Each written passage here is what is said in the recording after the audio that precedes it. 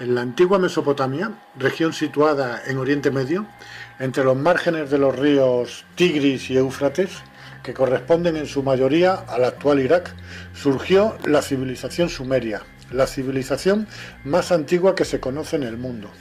Hay muchas teorías que especulan sobre sus orígenes, cómo aparecieron en la zona, de dónde surgieron. Los sumerios comenzaron a escribir su historia supuestamente hace unos 6000 años, mediante pictogramas en tablillas de arcilla. A esta escritura se la denominó escritura cuneiforme y ha sido reconocida como la primera escritura o forma de expresión aparecida en la historia de la humanidad. Aunque debo aclarar que las escrituras cuneiformes más antiguas no están bien datadas y mucho menos traducidas. No sabemos a qué épocas se remontan. Basándonos en las que sí están traducidas, creo que lo más lógico sería que para hablar de los orígenes sumerios leyéramos su historia de su puño y letra. Zacarías Sitchin dedicó 30 años de su vida a la traducción de las tablillas sumerias. Y para avalar dichas traducciones, quiero dejar bien claro quién era este personaje. Nació en Bakú, Azerbaiyán, el 11 de julio de 1920 y murió en Nueva York a la edad de 90 años, el 9 de octubre de 2010. Fue escritor, historiador y lingüista autodidacta, licenciado en Historia Económica, dominaba a la perfección el hebreo antiguo y el moderno, y fue capaz de traducir miles de tablillas en el idioma cuneiforme de los sumerios, así como otros idiomas antiguos de Oriente. Las obras de Sitchin se han traducido a 26 lenguas y publicadas en ediciones de bolsillo e incluso en versión braille. No voy a contar la larga historia que nos cuenta Zacarías Sitchin sobre los sumerios. Pienso que muchos de ustedes la conocerán y los que no la conozcan les aconsejo que se vean en YouTube dichas traducciones por capítulos en vídeos, llevados magistralmente de la mano de David Parcerisa. A grandes rasgos, en sus traducciones, Sitchin nos cuenta que hace unos 445.000 años llegaron unos seres a nuestro planeta para extraer minerales, principalmente oro. En aquella época aún no había aparecido el hombre moderno. Hace unos 200.000 años, estos seres se cansaron de extraer oro y para su extracción crearon al hombre moderno mediante ingeniería genética. En principio, con varios intentos fallidos. Parece que mezclando su propio ADN con el de un homínido que habitaba por aquel entonces en África. La mezcla de ADN era insertada en el vientre de una hembra de esos homínidos. El resultado era un ser bastante torpe para el desempeño en las funciones mineras o de cualquier otra función. Después de varios intentos, dieron con la clave que les hacía fracasar con todos estos híbridos. En lugar de insertar el óvulo fecundado de hembra homínido en su vientre, lo insertaron en un vientre de hembra Anunnaki. Sí, Anunnaki, con este nombre denomina a esta raza extraterrestre Zacarías Sitchin en sus traducciones. El rey de dicha raza se llamaba Anu y que desde su planeta envió a la Tierra a sus dos hijos, Enlil y Enki, que comandaban toda la expedición aquí en la Tierra. El ingeniero en genética fue precisamente Enki, y la hembra Anunnaki en la que se experimentó fue su propia hermana, que dio a luz al primer hombre moderno. Enki quedó fascinado por el resultado, pues había dado con el ser perfecto para hacer de mano de obra para estos seres, que según cuentan, crearon al hombre a su imagen y semejanza. Estas tablillas en arcilla, que fueron escritas a lo largo de un periodo que pudo ser de varios miles de años, algunas están datadas de hace unos 5.500 años, pero las hay mucho más antiguas. ¿Hasta dónde se pueden remontar en el tiempo? Por la zona en la que transcurren los acontecimientos, los sumerios son, con toda seguridad, los supervivientes del diluvio universal. Que más que un diluvio tuvo que ser una inundación a nivel planetario. Parece ser que hace unos 12.000 años los polos sufrieron un deshielo, puede que de manera natural, pero me inclino más por una acción provocada, por una inteligencia que buscaba más el castigo y el exterminio de la raza humana. El nivel de las aguas subió a cotas inimaginables. Debieron de provocarse grandes e innumerables tsunamis, pues tal y como narra Platón en el Críteas, La Atlántida quedó destruida y sumergida en una sola noche. Se habla también de otro continente hundido, entre el Pacífico y el Índico, Lemuria. Los sumerios no fueron una raza que estuviera especialmente avanzada para la época, ni mucho menos. No disponían de telescopios. Ahí tienen detalles escritos en sus tablillas que demuestran un profundo conocimiento de nuestro sistema solar e incluso conocen el cinturón de asteroides que hay entre Marte y Júpiter. Esto es imposible de ver sin los aparatos necesarios. Y luego casi todas las historias del Antiguo Testamento hasta esa fecha se ven reflejadas en dichas tablillas. Solo hay una variante. No hablan de ningún dios. Hablan claramente de unos seres que bajaron de las estrellas.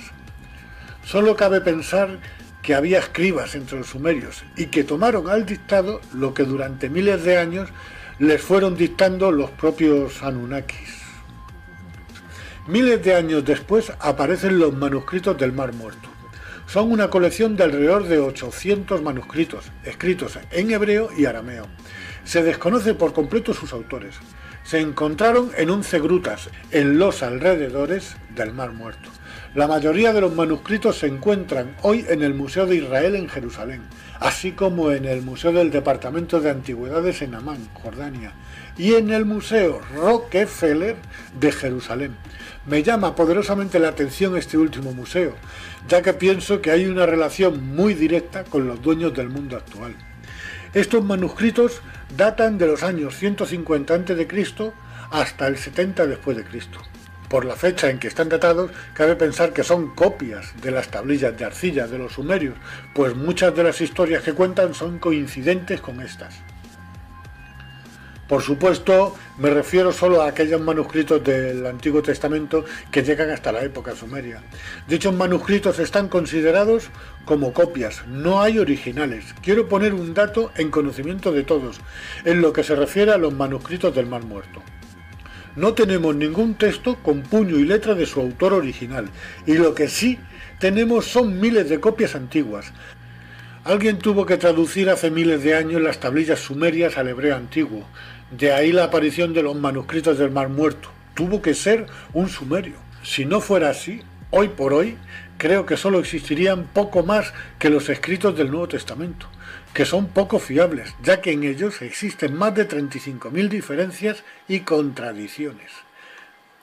En el Museo Nacional de Irak, en Bagdad, estaban expuestas las tablillas de arcilla, y digo que estaban porque con la invasión de Irak por parte de una coalición de países encabezada por los Estados Unidos, entre el 20 de marzo y el 1 de mayo de 2003, exactamente el 10 de abril de 2003, cuando entraron las fuerzas militares estadounidenses en Bagdad, actuaron como verdaderos saqueadores, entrando y destruyendo todo en el Museo Nacional de Irak.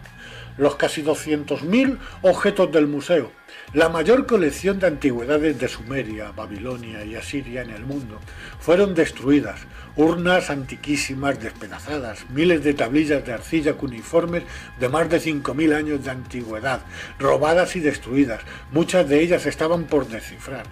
Mientras tanto, otra facción del ejército estadounidense protegía celosamente las instalaciones de gas y petróleo de Kirkuk, donde se halla casi un tercio del petróleo iraquí.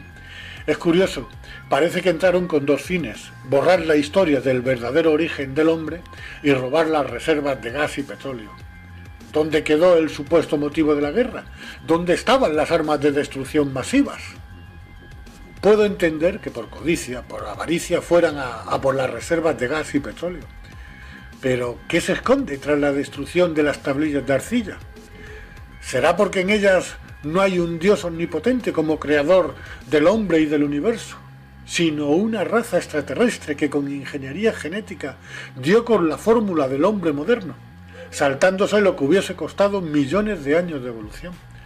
De conocerse esta historia, podrían haber caído las religiones judeocristianas, que tanto tienen en común, y con ellas la institución más grande que existe, la Iglesia Católica. Teniendo en cuenta que en su mayoría la élite financiera son de origen judío, no es muy difícil de imaginar que los dueños del mundo pudieron dar consignas de cómo actuar en la entrada de Bagdad.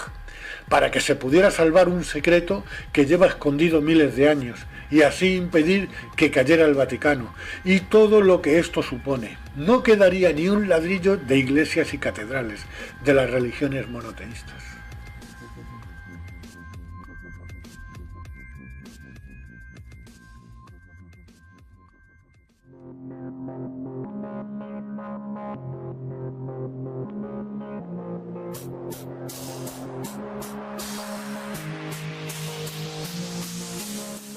Desde la primera traducción, hace miles de años, de un sumerio que hizo del lenguaje cuneiforme al hebreo antiguo, hasta los manuscritos del Mar Muerto, datados en el año 150 a.C., tuvo que haber una transición de copias y copias sobre copias, que terminó derivando de una historia de extraterrestres que bajaron de las estrellas y crearon al hombre moderno a su imagen y semejanza, a un Dios omnipotente que creó al hombre y al universo en 6 días y al séptimo descansó.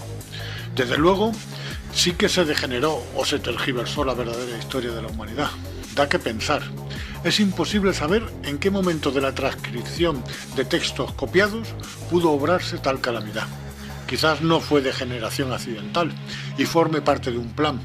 Puede que la clave esté oculta en los sótanos del Vaticano, donde se esconden grandes secretos que nos han ocultado a toda costa, como si de ello dependiera su supervivencia. El hecho es que, a causa de un plan maléfico, se cambia la interpretación de unos escritos y nace un Dios omnipotente, creándose las 3 religiones monoteístas, con un propósito claro: dividir a los hombres en ideologías absurdas hasta llegar al fanatismo religioso, fomentando el odio y la guerra entre naciones, que abanderaban cada uno un Dios con distinto nombre y que en definitiva parece ser el mismo Dios. ¿Quién está detrás de todo esto? ¿Quién manipula la historia y la moldea a su antojo? Existe una élite que desde hace miles de años actúa entre nosotros. Son antidiluvianos e incluso anteriores a la humanidad. Provocaron extinciones que nos llevaron al borde de la desaparición de nuestra especie. Estuvieron siempre allá donde surgía una gran civilización, la cual manejaban siempre a su antojo. De Sumeria, de Babilonia y Asiria pasaron a Egipto y fueron testigos del nacimiento de una nueva civilización, en la que se erigieron como faraones y dioses supremos. Los primeros signos de una compleja cultura empiezan a manifestarse con el surgimiento de pequeñas ciudades a lo largo del río Nilo. Desarrollaron un lenguaje basado en jeroglíficos. Se caracteriza por el uso de signos, cuyo significado se conoce gracias al descifrado de los textos contenidos en la piedra Rosetta, que fue encontrada en 1799, en la que está grabada un decreto en 3 tipos de escritura: jeroglífica, demótica y griega. Es muy significativo comprobar que el idioma jeroglífico egipcio es como una extensión o continuación más evolucionada del idioma cuneiforme de los sumerios. Por extensión, también se ha dado el nombre de signo jeroglífico a algunos de los grafemas de la escritura cuneiforme. Según la mitología egipcia, los primeros reyes de Egipto no fueron hombres, sino dioses. Al principio de los tiempos, el principal de los dioses, al que los egipcios denominaron Dios del cielo y de la tierra, fue Ptah. El dios Ptah cedió el gobierno de Egipto a su hijo Ra, que al igual que su padre llegó a la tierra en una barca celestial. El reinado de Ra duró 1000 años y le continuaron en el trono 5 dioses más: Su, Geb o Geb, Osiris, Set y Horus. Todos estos dioses tienen su equivalente en la mitología griega. Horus en la mitología griega era el dios Apolo. Siguiendo con la mitología egipcia, posteriormente el poder fue cedido a gobernantes semidivinos, mitad hombres, mitad dioses. Entre el año 3000 y el 2700 a.C. es cuando aparece la primera dinastía de gobernantes humanos, con los primeros asentamientos y núcleos urbanos en los márgenes del río Nilo, como ya mencioné anteriormente, en la figura del faraón Narmer, primer gobernante reconocido oficialmente por la egiptología, pues el resto de los anteriormente expuestos pertenece al mundo de la mitología. Pienso que lo que ellos consideraban dioses eran extraterrestres, los mismos que actuaron en la zona de Mesopotamia. con los sumerios y que de mitología no tiene nada, sino que es parte de la historia y del dominio que ejercieron sobre la humanidad. Si pasamos de estas primeras dinastías y damos un salto en el tiempo hasta Akenatón, que fue el 10º faraón de la dinastía 18 de Egipto, su reinado está datado en torno al 1353-1336 a.C. En algunas representaciones y grabados, este faraón, al igual que su mujer Nefertiti, presentan claros indicios de una raza con algunas diferencias a la nuestra. No sé si se les puede considerar dioses o semidioses, perdón, quiero decir extraterrestres o híbridos, aunque eran reacios a mezclarse con la plebe. Es posible que con el tiempo estas diferencias desaparecieran poco a poco, siendo absorbidas por nuestra raza. Por supuesto, me refiero a los híbridos, que actualmente están entre nosotros y no podemos diferenciarlos. Casi con toda seguridad, su hijo fue Tutankamón, pues además sus restos presentaban las mismas diferencias que sus padres Akenatón y Nefertiti con respecto a nuestra raza. Vean el siguiente corto, que es parte del vídeo Otra raza humana existe, un extraterrestre auténtico. En él se muestra de manera fehaciente lo que expongo. Ahora empecemos con la descripción. Fijaros en sus cabezas. Sus cráneos son extremadamente grandes en comparación con los nuestros. Sus caras son alargadas. Poseen ojos grandes y rasgados y tienen una prominente barbilla. Sus cuellos son delgados al igual que el resto de sus extremidades. Sus hombros son estrechos. Sus manos son minúsculas, con finos y alargados dedos. Sus estómagos parecen flácidos, como si no los ejercitasen. Poseen amplias caderas y sus piernas se van volviendo cada vez más estrechas a medida que van descendiendo, hasta que acaban en unos pies más o menos normales. En resumen, todos sus rasgos son alargados y extremadamente finos, a excepción de sus caderas y de sus cabezas, que parecen contener un cerebro con un potencial superior al nuestro. Otra cosa primordial que dice mucho de estos seres es que estos poseen ombligos y mamas, por lo que podemos afirmar con claridad que son mamíferos, al igual que nosotros. Estos seres se autodenominaban dioses y siempre han estado en lo más alto de la escala social. Algunos de ellos fueron faraones. Un caso muy claro fue el del faraón Akenatón y su esposa, la reina Nefertiti, que son los que os he mostrado antes. También está el caso de Tutankamón, que pudo ser hijo o descendiente directo de los dos anteriormente nombrados. Pero estos seres no solo han estado presentes en la era egipcia, con toda seguridad tuvieron su origen mucho más atrás en el tiempo, en otra zona. Estos mismos seres fueron descritos por los sumerios en la antigua Mesopotamia. Como muchos ya sabréis, ellos mencionaban a los ya conocidos Anunnakis, que poseían las mismas similitudes físicas que las de la raza de Ata. Aunque deben de saber ustedes que según las traducciones de las tablillas de Sumeria, a los ciudadanos de entonces no se les permitía representar el aspecto real de los dioses Anunnaki. Aún así podemos ver cómo en ambas representaciones las similitudes físicas se asemejan demasiado, como por ejemplo en el tamaño de las cabezas, en la altura.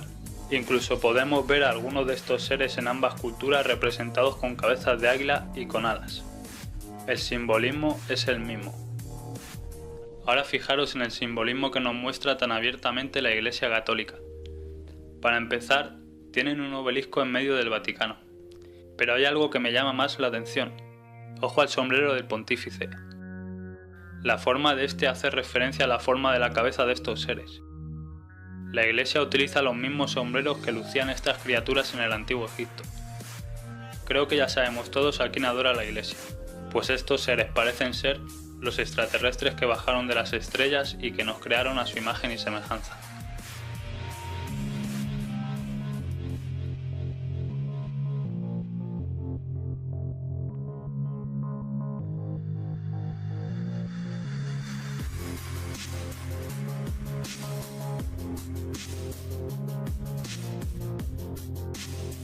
Les aconsejo que lo vean entero.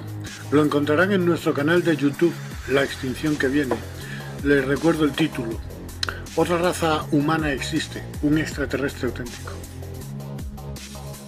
Según fue perdiendo fuerza el imperio egipcio, hasta su desaparición como potencia, empezó a emerger otro gran imperio, Roma, y hasta él se desplazaron estos seres para continuar con su manipulación.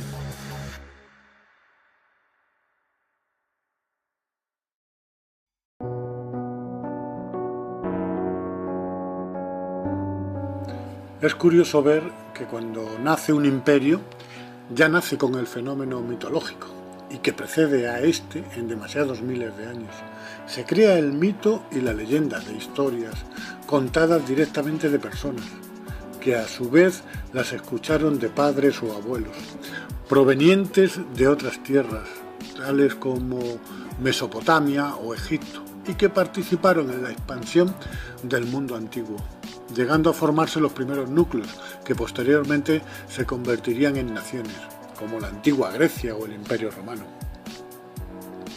En cuanto a la referencia de dioses o extraterrestres que pudieran haber influido en los primeros siglos de esta cultura, tanto dioses griegos como romanos tienen un origen y pertenecen a una estirpe que se remonta a 445.000 años atrás en el tiempo, con una expedición extraterrestre que llegó a la Tierra, los Anunnakis, y que estuvieron presentes en el comienzo de todas las culturas humanas, allá donde brotaban. En el caso de Grecia y Roma, sentaron las bases de un sistema y fueron la cuna de la actual civilización occidental. Lo que estos seres significaron en la antigua Sumeria, bajo el concepto de extraterrestres o viajeros que bajaron de las estrellas, pasaron a ser dioses en Egipto. Y esta condición les gustó más que la de extraterrestres, porque siguieron siendo dioses en las culturas griega y romana, construyéndose templos, verdaderas obras de ingeniería en su nombre, tales como el templo de Atenea o el Partenón en Atenas. En ambas culturas estos dioses adoptaban distintos nombres. Zeus para los griegos y Júpiter para los romanos, era el dios supremo. Poseidón para los griegos y Neptuno para los romanos, era el dios del mar y de las aguas. Hades para unos y Plutón para otros, era el dios del mundo subterráneo o de los muertos. Apolo, con el mismo nombre para las dos culturas, era dios de las artes, la adivinación, la medicina, la luz y el sol. Este se ve que era más completito. Hefesto para unos y Vulcano para otros, fue el dios del fuego. Ares para los griegos y Marte para los romanos, fue el dios de la guerra. Dioniso para unos y Baco para otros, fue el dios del vino. Atenea o Minerva, diosa de la sabiduría. Afrodita o Venus, diosa del amor y la belleza femenina. Artemis o Diana, diosa de la naturaleza y los animales salvajes. Roma se convirtió en un imperio muy poderoso y agresivo, invadiendo todos los países a los que llegaban sus ejércitos. Llegó a abarcar desde Britania, hoy Inglaterra, hasta el Tigris y el Éufrates, abarcando casi toda Europa, el norte de África y parte de Asia, hasta el Medio Oriente. Entre sus conquistas se encontraba Siria, que en el año 63 a.C. pasó a ser provincia de Roma, y de ahí las tropas romanas se dirigieron a la región de Judea, imponiendo su autoridad en dicha región. Aquí se encontraron con un pueblo, el judío, que adoraban a un solo Dios, Jehová, el Dios del Antiguo Testamento, un Dios castigador, rencoroso y vengativo, y como bien pone en sus sagrados escritos, llegó a hacer pactos con los grandes patriarcas del pueblo judío, llegó a prometerles poder y riquezas, con tierras hasta donde alcanzara la vista y una gran descendencia que superaría en número a las estrellas del firmamento. Todo a cambio de sumisión y veneración. Realmente con este pacto vendieron su alma a cambio de poder y riquezas. Todavía rige este pacto, porque hoy en día son los dueños del mundo. La élite financiera que nos domina son de origen judío. Es el mismo pacto que se le ofrece a Jesús en el desierto, a cambio de sumisión total. Y Jesús rechaza el ofrecimiento, pero Jesús no le llama Padre. Todos sabemos que le dice: apártate de mí, Satanás. Jesús le dijo a los judíos: sois de vuestro padre el diablo, y queréis hacer los deseos de vuestro padre. Él fue un homicida desde el principio, y no se ha mantenido en la verdad, porque no hay verdad en él.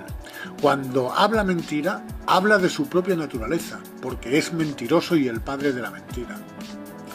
Quien quiera comprobar estas palabras, que busque en el Evangelio de Juan 8:44. ¿Quién fue Jesús? ¿Fue un enviado o un adelantado a su época? El Padre o Dios al que se refiere Jesús no tiene nada que ver con el Dios del Antiguo Testamento. Jesús, según los entendidos, nació en el año -7 no en el año cero. Herodes I el Grande, rey del pueblo judío, en calidad de vasallo de Roma, sabía de la llegada del Mesías, de su nacimiento. ¿Por qué le temía tanto? Tanto como para ordenar la matanza de tantos inocentes. Como no sabía quién de todos los nacidos era el Mesías, este monstruo mandó matar en Belén, Judea, a todos los niños menores de 2 años. Más adelante, a los 33 años, son los líderes judíos los que con denuncias falsas entregan a Jesús a los romanos para que éstos lo crucifiquen. La verdad es que ni el Dios de los judíos ni los judíos querían a Jesús, le temían. De todos es conocido, Poncio Pilatos da a elegir al pueblo judío entre 2 personas, a quien dejar en libertad y a quien crucificar. Uno era un famoso asesino, Barrabás, y el otro era Jesús, y todo el pueblo judío pedía a gritos la crucifixión de Jesús. Su mensaje fue de amor y de paz para toda la humanidad, para todos por igual. Sin embargo, el Dios del Antiguo Testamento solo favorecía al pueblo judío, el pueblo elegido por Dios. Según consta en el Antiguo Testamento, destruyó pueblos enteros para que se fueran asentando familias y clanes judías, y a su vez dejar libre el paso de estos hacia la tierra prometida, donde hoy en día son nación, bajo el nombre de Israel, y siguen con el ejemplo de su Dios, pues siguen masacrando al pueblo palestino. Jesús intentó que su mensaje llegara a todo el mundo. Se creó un movimiento después de su muerte, alrededor de su figura, pues sus primeros seguidores, los primeros cristianos, debieron de ser auténticos, muy distintos a lo que poco después ocurrió, pues este movimiento fue adulterado y sus bases totalmente cambiadas o confundidas. Antioquía la Grande o Antioquía la Bella era en aquella época una de las principales ciudades del Imperio Romano y la tercera urbe más poblada, después de Roma y Alejandría. Su población pudo alcanzar hasta los 500.000 habitantes. Se fundó en Antioquía una comunidad religiosa integrada por judeocristianos. Antioquía fue el primer lugar donde los discípulos fueron llamados cristianos, pues anteriormente eran considerados como una secta del judaísmo. En aquella época, es decir, principios del siglo II, el obispo Ignacio de Antioquía fue autor de 7 cartas que redactó en el transcurso de unas pocas semanas, donde parece ser que incluyó a los 4 evangelistas, Juan, Lucas, Mateo y Marcos, como los 4 evangelios auténticos, pasando a ser apócrifos el resto de evangelios. Muchos evangelios, entre los que se encontraban el de Judas, María Magdalena, Tomás o Felipe, escritos más fiables y contemporáneos de la época de Jesús, ya que los de Juan, Lucas, Mateo y Marcos son muy posteriores a la muerte de Jesús y tomados al dictado por estos, y en los que hay muchas contradicciones.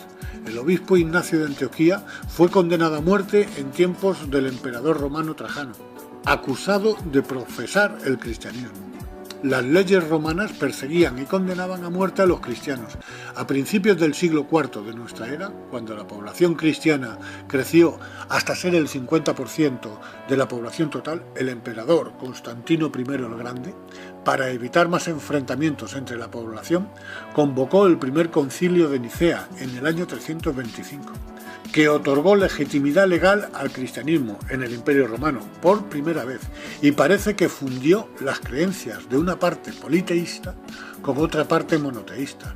De esta fusión religiosa salió una sola religión monoteísta, y la mayor chapuza que uno se pueda imaginar, y que todavía sigue en vigor y de la que se dice que tiene en la actualidad 1.000 millones de seguidores.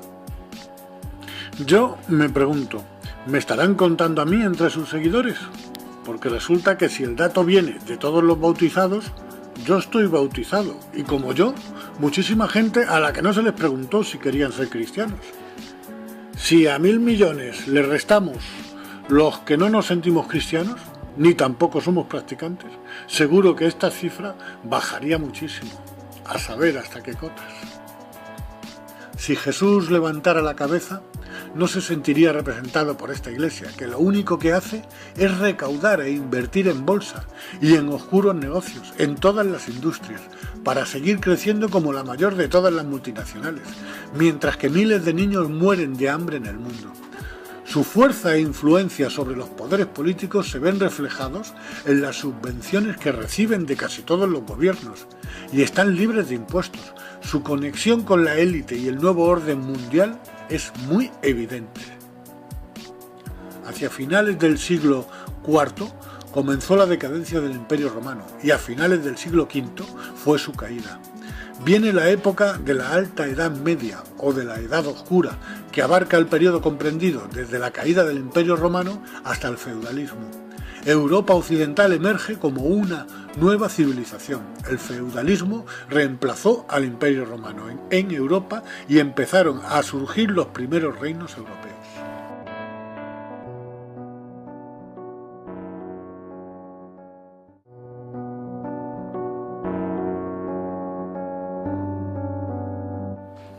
Las religiones, el gran invento del enemigo de la humanidad. Había un propósito: dividir a la raza humana con diferentes ideologías, fomentando el odio y el fanatismo contra aquel que pensara de otra forma, manteniéndolos en la ignorancia y en el analfabetismo, retrasando cualquier avance que pudiera suponer un peligro para un sistema que solo pretendía mantener mano de obra esclava para los campos de cultivo, para la minería o para la pesca en distintas zonas geográficas. Fue una época oscura en la que consiguieron que la humanidad tuviera un estancamiento evolutivo, cultural y tecnológico de 800 años. Este es un dato muy importante que quiero que se graben bien en la cabeza, porque en nuestra sociedad hay una institución, la misma que paralizó el avance durante 800 años en el pasado, que todavía trata de ralentizar el progreso y la evolución de la humanidad, bajo la frase de «no pretendas ser más que Dios». Esta institución va a bloquear y a sabotear cualquier proyecto que signifique un avance o beneficio para nosotros. Después de la caída del Imperio Romano en Occidente en el siglo V, Europa occidental emerge como una nueva civilización. El feudalismo reemplazó al Imperio Romano en Europa y dentro del feudalismo la institución con mayor poder fue la Iglesia Católica, que mantuvo parte de la cultura romana y se convirtió en el principal fuente de aprendizaje. En el año 1000 crece el feudalismo y mantiene a la Iglesia Católica como el mayor poder cristiano, ya que en el pasado no solo tenía su propio Estado, sino que atesoraba todo el saber grecorromano y era el guía espiritual de todos los poderosos estados europeos. La Iglesia siempre soplando en oídos de príncipes y reyes, influyendo en sus políticas exteriores y de conquistas. Las cruzadas fueron una serie de campañas militares impulsadas por el papado, motivadas por los intereses expansionistas tanto de la nobleza feudal y el afán hegemónico de la Iglesia, y llevadas a cabo por gran parte de Europa latina cristiana, con el único objetivo de establecer el control cristiano traspasando fronteras sobre todas las tierras. Se libraron durante un periodo de casi 200 años, entre 1095 y 1291. Aunque otras campañas en España y Europa Oriental se prolongaron hasta el siglo XV. Las cruzadas fueron sostenidas principalmente contra los musulmanes, aunque también contra todo lo que consideraban pagano, rusos, mongoles y sobre todo contra los enemigos políticos de los papas. Los cruzados eran pobres e ignorantes analfabetos, con lavado de cerebro que les hacía ser ciegos fanáticos que creían estar en posesión de la verdad. Solo así se puede entender que abandonaran todo, tierras, familia, hijos, y se encaminaban a una guerra en tierras lejanas, pues eran herejes con un dios de nombre diferente. En 1129 la Iglesia Católica estableció la Inquisición para hacer a los europeos occidentales sus miembros por la fuerza. La Inquisición castigaba a aquellos que practicaban la herejía para que se arrepintiesen. Si no lo hacían, sufrían la pena de muerte. Durante este tiempo, muchos nobles gobernaron la Iglesia. La influencia de la Iglesia Católica romana había crecido enormemente debido a las conversiones de reyes paganos, como los escandinavos, polacos, húngaros, lituanos, más la reconquista cristiana del Al-Ándalus y las cruzadas. Como resultado, la mayor parte de Europa era católica romana en el siglo XV. Mediante el Tratado de Tordesillas, el Papa divide el mundo en dos y manda a los españoles y portugueses a ganar el mundo para su Dios, para los reyes católicos, como así también para la Iglesia. La evangelización era una meta de la conquista. La otra, por supuesto, era el oro que llegaría a las arcas del rey y a los altares de las iglesias. La fortuna del Vaticano fue acumulada en su mayoría por el saqueo a las víctimas de genocidios, como los incas y los protestantes, cuyos bienes fueron embargados durante la Inquisición. Los conquistadores españoles destruyeron el mundo de los aztecas, a quienes encarcelaron, torturaron y mataron en nombre de su dios cristiano, robando así enormes fortunas de oro. Veamos una cronología de los crímenes de la Santa Iglesia. En el año 382, Teodosio I suscribió edictos contra herejes y paganos donde se contemplaban condenas de muerte y confiscación de bienes. Se iba creando así lo que en el futuro sería la Santa Inquisición. La persecución a la que fueron sometidos los cristianos gnósticos, quiero aclarar que estos eran los verdaderos cristianos, los que supieron interpretar el mensaje de Jesús, sin embargo fueron denunciados como herejes, mientras que sus libros sagrados eran robados y quemados. Los gnósticos creían en un Dios muy superior, que según Cristo estaba en nuestro interior, y no en el Dios de la Biblia hebrea, Yahvé o Jehová, mientras que la Iglesia Católica confunde a Yahvé o Jehová con el Dios absoluto. Uno de los primeros crímenes a destacar de la Iglesia, año 415, el obispo de Alejandría, Cirilo I, fue el verdugo de Hipatia. Ordenó a unos cuantos monjes que la emboscaran. Estos la violaron, torturaron, sus tendones fueron cortados y finalmente fue descoyuntada. El pecado de Hipatia fue haber sido mujer, filósofa neoplatónica y maestra de matemáticas. No se admitía que una mujer adquiriera cultura. La Iglesia Católica desde sus inicios le negó derechos a las mujeres. Estas no podían poseer dentro de la misma Iglesia un cargo de autoridad. Bueno, hoy en día tampoco. Estaban consideradas como seres inferiores y subyugadas al mandato de los hombres, siendo cruelmente castigadas y denigradas cuando desobedecían. La historia de la Iglesia Católica se puede escribir con letras de sangre, por sus múltiples genocidios contra los que ellos llamaban infieles o herejes. Detrás de estos asesinatos, lo que realmente se escondía era el ansia de poder y de riquezas, ya que se quedaban con el oro y las tierras de sus víctimas. Giordano Bruno, nacido en Nápoles, Italia, fue astrónomo, filósofo y poeta.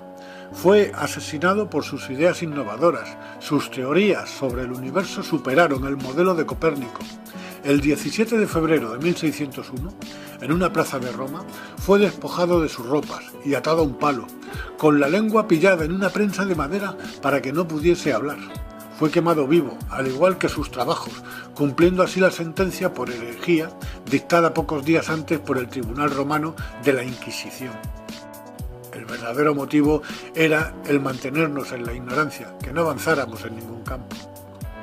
Galileo Galilei, en 1633, fue condenado como hereje por la Santa Inquisición. Galileo fue torturado y sometido a vejaciones, aunque éste aprovechó la oportunidad que le dieron. Si se retractaba de sus teorías, le sería perdonada la vida. Fue obligado a vestir traje de penitencia y con la mano sobre la Biblia desmintió todas sus teorías. La Iglesia humilló el honor de Galileo y se atribuyó el derecho de decidir sobre la ciencia. Un verdadero baño de sangre. En el año 1631, los católicos saquean la ciudad de Magdeburgo, Alemania, alrededor de 30.000 protestantes muertos. En una sola iglesia aparecieron 50 mujeres decapitadas. Según cuenta el poeta Friedrich Schiller, algunas de ellas en ese momento se encontraban dando el pecho a sus bebés. La ciudad acabó con tan solo 400 habitantes. Durante la Inquisición, este no fue el único caso. Ocurrió en muchas localidades del mundo.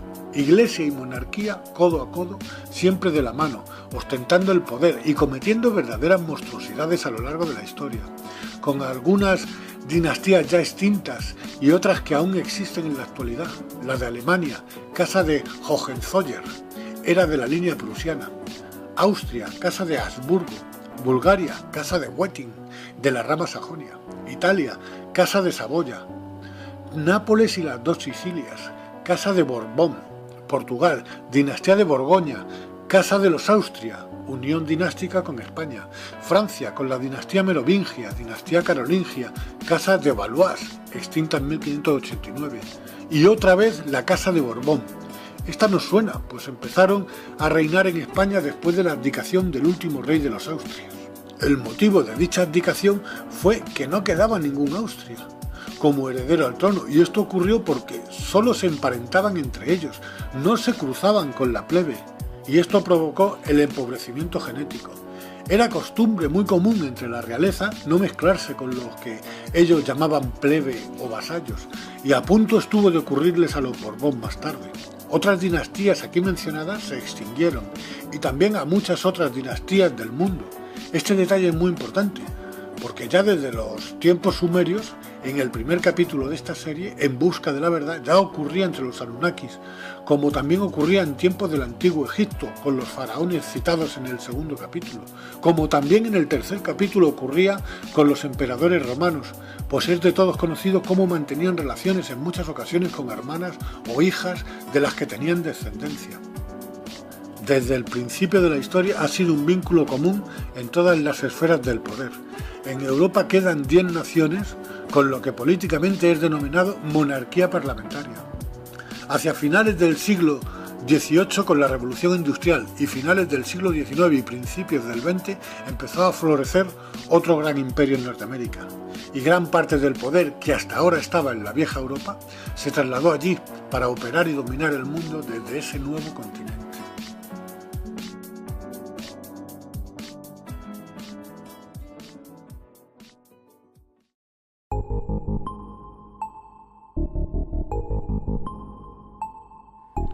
A finales del siglo XVIII, con la Revolución Industrial, damos fin al mayor estancamiento evolutivo provocado por la Iglesia en la Edad Oscura del feudalismo medieval. Comienza la Edad Moderna, con un conjunto de transformaciones socioeconómicas, tecnológicas y culturales. Durante la Edad Moderna se van gestando lentamente, junto con la Iglesia, el capitalismo y las entidades políticas, que parecen estar perfectamente coordinados para controlar en su beneficio a la gran masa. Siguiendo una línea desde el principio de los tiempos, veremos que nunca hemos estado solos. Es como si hubiéramos sido dirigidos dentro de un sistema en el que solo podríamos llegar a un punto, y ese punto es en el que nos encontramos ahora. Hay gente entre nosotros que en aquel tiempo pasaron por dioses, que parecen ser eternos y que guardan este secreto.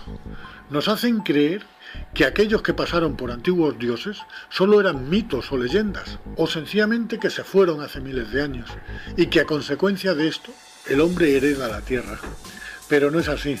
Están entre nosotros, son una línea híbrida que se remonta a un pasado antediluviano. Estas líneas híbridas se convirtieron en los gobernantes políticos y económicos, y seguimos siendo tan esclavos como en el pasado. Hay muchas evidencias, su simbología nos la plantan en la cara continuamente, a través de anuncios, logos, cadenas de televisión y en el propio papel moneda.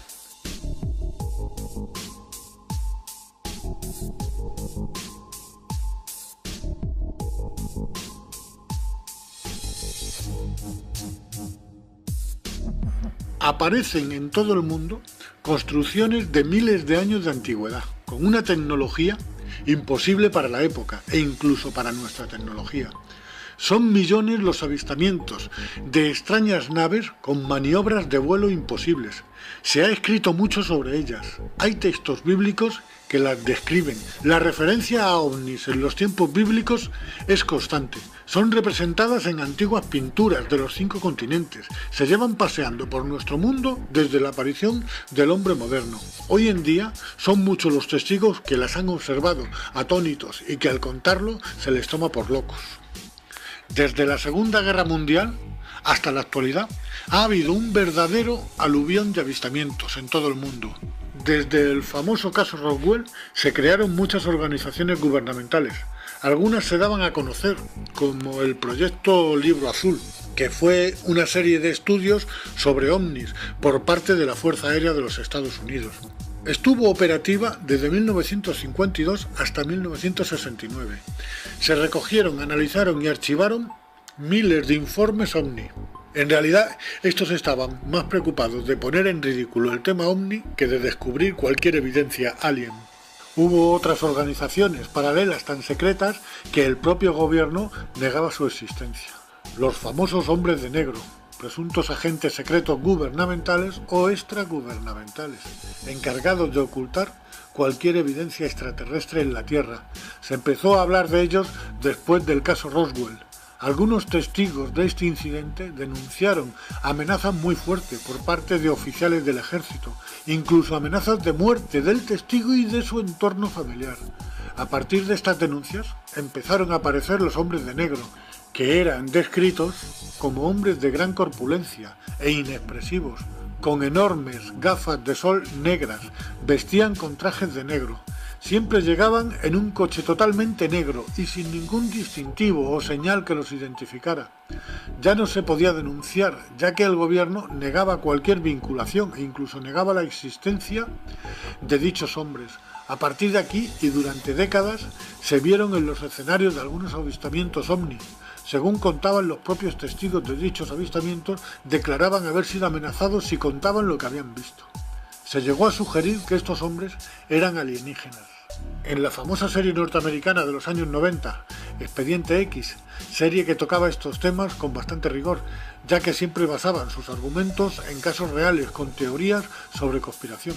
Se hacía mención a los hombres de negro como seres híbridos, seres muy peligrosos que hacían desaparecer a gente si era necesario. El hecho de que fueron mencionados como híbridos en la serie Expediente X no debe desvirtuar este caso, pues los hombres de negro se empezó a hablar 50 años atrás, antes de que existiera la serie.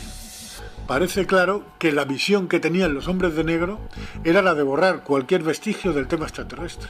Por supuesto, pienso que el gobierno, por mucho que negara la existencia de esta organización, sí que sabían de su existencia y de qué organismo dependían. Como también pienso que están en contacto permanente con inteligencias extraterrestres, ya que mi teoría es que tienen conexión con los antiguos Anunnakis, aquellos que de las estrellas bajaron a la Tierra. Fueron una raza muy guerrera, al igual que Estados Unidos. Las disputas entre ellos, con batallas en los cielos por controlar grandes zonas de la Tierra, me recuerdan a las invasiones de Corea, de Vietnam, de Afganistán, de Irak, de Libia, etcétera, etcétera. Y se cuentan tanto en las tablillas sumerias como en los escritos del Antiguo Testamento, como en el Majábharata de la India. Fueron faraones en Egipto. Y de ahí pasaron a ser emperadores de la antigua Roma, para continuar siendo reyes en Europa desde la época feudal. Dos casos que se han hecho muy famosos de estas batallas en los cielos en esta época fueron en Nuremberg, Alemania, con la salida del sol el 14 de abril de 1561. Fue vista por miles de personas una verdadera batalla en el cielo, y que 5 años más tarde, en 1566, otra batalla muy similar se produjo sobre los cielos de Basilea, en Suiza. Ambos acontecimientos fueron explicados por la Iglesia como señales divinas. En este aspecto de ocultar lo evidente, parece que la Iglesia cumplía la misión que hoy en día hace el gobierno estadounidense, al igual que otros muchos gobiernos, y es la de ocultar cualquier vestigio extraterrestre. Si antes nos decían que era el Espíritu Santo, ahora nos dicen que es el planeta Venus, y se quedan tan anchos. De estas monarquías de la vieja Europa, siguiendo una línea consanguínea, parece que han seguido como presidentes de los países más poderosos del mundo. Estados Unidos ha estado siendo gobernada desde sus inicios hasta la actualidad por descendientes de monarquías europeas. Barack Obama, por su rama materna, es primo en 10º grado del expresidente de Estados Unidos George W. Bush. Obama también está emparentado como primo en 8º grado con el ex vicepresidente Dick Cheney. Dentro de su linaje aparecen como familiares en distintos grados los nombres de expresidentes como Gerald Ford, Lyndon Johnson, Harry Truman y el ex primer ministro de Inglaterra, Winston Churchill. Parece que los presidentes de Estados Unidos están emparentados. Los 44 que se han convertido en presidentes de los Estados Unidos están todos emparentados. 33 de ellos se remontan a Carlomagno, uno de los monarcas más famosos. Fue rey de los francos, actual Francia, y de los lombardos, desde el año 768 hasta su muerte en el año 814. Conquistó Italia y fue coronado Imperator Augustus por el Papa León III, el 25 de diciembre del año 800 hasta el año 814 en Roma. Este es un detalle importante de conexión emperador y monarca al mismo tiempo. Otros reyes famosos con parentesco con los actuales presidentes fueron Juan Sin Tierra. Reinó sobre Inglaterra desde el año 1199 hasta su muerte en 1216. Sucedió en el trono a su hermano mayor, el rey Ricardo Corazón de León. Investigando la genealogía de toda esta gente, podemos ver que son de origen judío. El mismo Barack Obama y su mujer Michelle Obama son de origen judío. Y al igual que en el pasado, siguen emparentándose con los de su clase, dentro de su círculo. Los tres poderes que gobiernan el mundo son la Iglesia, siempre conspirando y tratando de frenar el avance tecnológico y evolutivo de la humanidad, manteniéndonos en la ignorancia o en un estado de suspensión al estilo de Matrix. Después está el poder político, que ha creado unas leyes que son los cimientos del sistema que nos ahoga y nos hace esclavos.